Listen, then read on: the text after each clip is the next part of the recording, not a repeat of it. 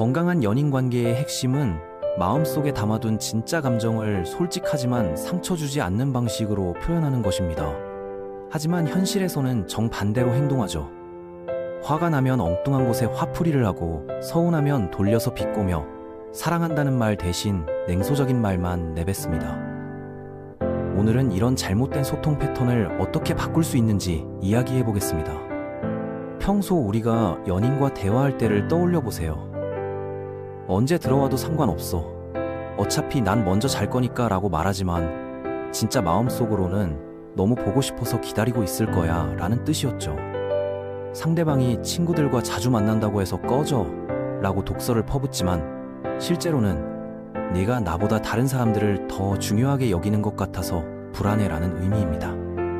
그런데 왜 우리는 이런 식으로 말하게 된 걸까요? 어릴 때부터 진솔한 감정 표현을 배워본 적이 없기 때문입니다. 부모님도 선생님도 주변 어른들도 모두 돌려서 말하는 것에 익숙했거든요.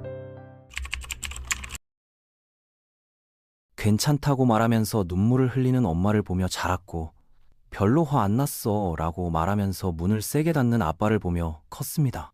이런 환경에서 자란 우리가 솔직한 소통을 한다는 건 마치 외국어를 배우는 것만큼 어려운 일이에요.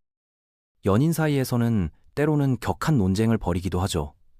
하지만 그 논쟁의 진짜 이유는 상대방이 나와 더 많은 시간을 보내주길 바라는 마음 때문일 수 있습니다. 관심과 애정에 대한 갈증이 숨어 있는 거예요. 포옹하고 싶은 마음이 간절한데도 괜히 시계만 쳐다보며 오늘 하루 어땠는지도 안 물어보네라고 차갑게 말하죠. 이런 말 뒤에 숨은 진짜 속마음은 나한테 관심 가져줘. 내 하루에 대해 궁금해해줘. 그리고 날 안아줘입니다. 섹스 횟수가 줄어든 것에 서운해서 상대방의 가족을 헐뜯거나 부엌에서 쿵쾅거리며 먹고 싶지도 않은 요리를 만들면서 그만 좀 해라고 투덜댑니다. 하지만 정작 하고 싶은 말은 나한테 더 관심을 보여줘. 예전처럼 나를 원해줘인 거죠. 직장에서 힘든 일이 있었을 때도 마찬가지입니다. 오늘 상사가 또 나만 괴롭혔어 라고 말하면서 실제로는 위로받고 싶고 내 편이 되어줬으면 좋겠어 라는 마음을 전달하려고 하는 겁니다. 친구들과의 만남에서 돌아온 후에도 문제가 생깁니다. 누구 만나고 왔는지 굳이 말 안 해도 되라고 쿨한 척하지만 속마음은 나 빼고 누구랑 무슨 이야기 했는지 너무 궁금해. 혹시 나보다 재미있는 사람이 있었던 건 아닐까입니다. 이런 행동들의 공통점은 무엇일까요? 바로 진심을 숨기고 다른 방식으로 감정을 표현한다는 점입니다. 난 상처받았어. 그런데 어떻게 표현해야 할지 모르겠어 라는 마음을 돌려서 말하는 거죠. 더 구체적인 예를 들어보겠습니다. 연인이 휴대폰을 계속 보고 있을 때 휴대폰이랑 결혼하지 그래 라고 비꼬는 대신 지금 나랑 시간을 보내면서도 다른 걸 계속 보니까 좀 서운해 라고 말하는 거예요. 데이트 약속에 늦었을 때도 역시 널 믿은 내가 바보였지 라고 공격하는 대신 기다리면서 혹시 나한테 관심이 줄어든 건 아닐까 하는 불안한 마음이 들었어 라고 솔직하게 표현하는 겁니다. 상대방이 다른 이성과 친하게 지낼 때도 마찬가지입니다. 남자는 다 똑같아 또는 여자는 믿을 수가 없어 라고 일반화해서 비난하는 대신 질투가 나고 불안해. 내가 너에게 충분히 매력적인지 확신이 안 서 라고 말하는 거죠. 기념일을 깜빡했을 때의 반응도 중요합니다. 역시 나한테는 관심 없구나 라고 서운해하기보다는 기념일을 기억해주면 내가 너에게 소중한 사람이라는 느낌을 받게 돼서 그래서 좀 실망스러워 라고 구체적으로 설명하는 거예요. 가족이나 친구들과의 관계에서도 이런 패턴이 반복됩니다. 네 친구들은 나를 좋아하지 않는 것 같아 라고 의심하는 대신 네 친구들 앞에서 어떻게 행동해야 할지 모르겠고 그들에게 인정받고 싶어서 긴장이 돼 라고 솔직하게 말하는 거죠. 돈 문제로 갈등이 생겼을 때도 마찬가지입니다.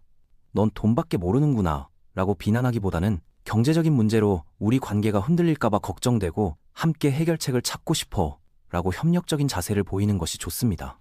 그런데 왜 우리는 진짜 마음을 직접 말하지 못하는 걸까요? 단순히 어리석어서가 아닙니다. 솔직하면서도 상대방을 배려하는 대화법은 생각보다 훨씬 어려운 기술이거든요. 우리가 진심을 말하지 못하는 가장 큰 이유는 상처받을까봐 두렵기 때문입니다. 사실 너 없으면 안 돼 라고 말했다가 나는 그렇지 않은데 라는 대답을 들을까봐 무서운 거죠. 차라리 별로 중요하지 않아 라고 거짓말을 하는 게 안전하다고 생각하는 겁니다. 두 번째 이유는 상대방이 부담스러워할까봐 걱정되기 때문입니다. 나는 네가 정말 소중해라고 말하면 상대방이 질릴까봐 두려워하는 거예요. 그래서 뭐 있으면 좋고 없으면 말고 라는 식으로 대충 넘어가려고 하죠. 세 번째는 자신의 감정을 정확히 파악하지 못하기 때문입니다. 화가 났을 때 그 화의 근본적인 원인이 뭔지, 슬플 때 정확히 뭐 때문에 슬픈지를 구체적으로 아는 사람은 많지 않아요. 그러다 보니 그냥 짜증나 라는 식으로 뭉뚱그려서 표현하게 되는 겁니다. 네 번째는 사회적으로 학습된 성역할 때문이기도 합니다. 남자는 감정을 드러내면 안 된다, 여자는 직접적으로 말하면 안 된다는 고정관념이 여전히 우리 안에 자리 잡고 있어서 솔직한 표현을 방해하는 거죠. 그럼 구체적인 예시를 통해 어떻게 소통하는 게 좋은지 살펴보겠습니다. A가 상대방의 친구들에 대해 불만을 속으로만 사귀고 있다면 B는 아마 약간 무시당한다고 느낄 수 있습니다. 이때 A가 해야 할 말은 지금 좀 우스꽝스럽게 들릴 수도 있는데 네가 친구들과 너무 많은 시간을 보내는 것 같아서 질투가 나 라고 솔직하게 표현하는 겁니다. 연인이 늦게 들어왔을 때 어디서 뭐 하고 다녔는지 말도 안 해라고 따지는 대신 늦게 들어와서 혹시 무슨 일이 있었나 싶어서 걱정됐어 라고 말하는 것이 훨씬 건설적입니다. 상대방이 선물을 준비하지 않았을 때도 역시 나는 중요하지 않구나 라고 서운해하기보다는 선물을 받으면 내가 기억되고 있다는 느낌이 들어서 좋아 라고 자신의 마음을 설명하는 것이 좋아요. 외모나 몸매에 대해 민감할 때도 넌 이제 나한테 관심 없지? 라고 추측하기보다는 요즘 내 모습이 예전만큼 매력적이지 않은 것 같아서 불안해 라고 솔직하게 말하는 것이 서로를 이해하는 데 도움이 됩니다. 직장 문제로 스트레스 받을 때도 넌 내 상황을 전혀 이해 못해 라고 원망하기보다는 일 때문에 힘들어서 집에서도 예민해지는 것 같아. 이해해줘서 고마워 라고 감사 인사와 함께 상황을 설명하는 게 좋습니다. 가족 관계에서 갈등이 있을 때도 내 가족은 나를 싫어해라고 단정짓기보다는 내 가족들 앞에서 긴장되고 좋은 인상을 주고 싶은데 어떻게 해야 할지 모르겠어 라고 도움을 요청하는 방식으로 접근하는 것이 효과적입니다.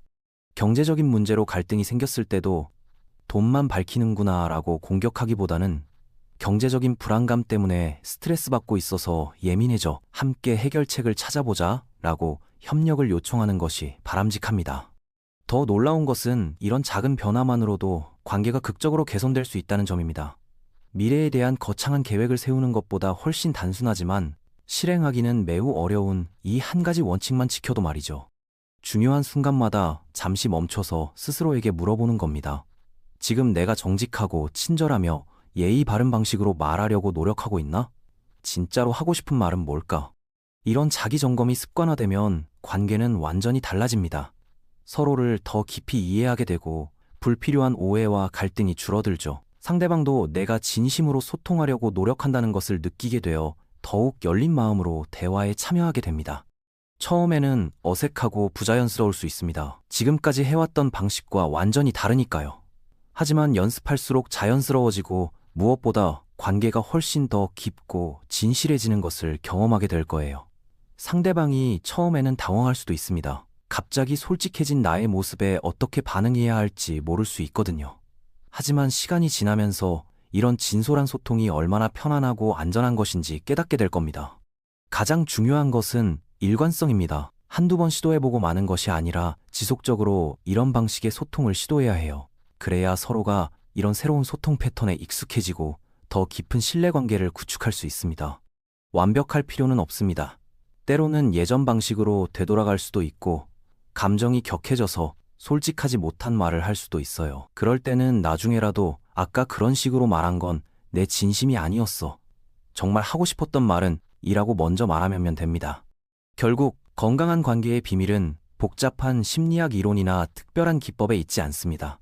그 순간 내가 느끼는 진짜 감정을 인정하고 상대방이 상처받지 않는 방식으로 표현하려는 용기와 노력에 있죠. 이 간단해 보이는 원칙 하나만 제대로 실천해도 우리의 사랑은 훨씬 더 진실되고 아름다워질 수 있습니다. 오늘부터 한 번씩 시도해보세요. 분명 놀라운 변화를 경험하게 될 것입니다.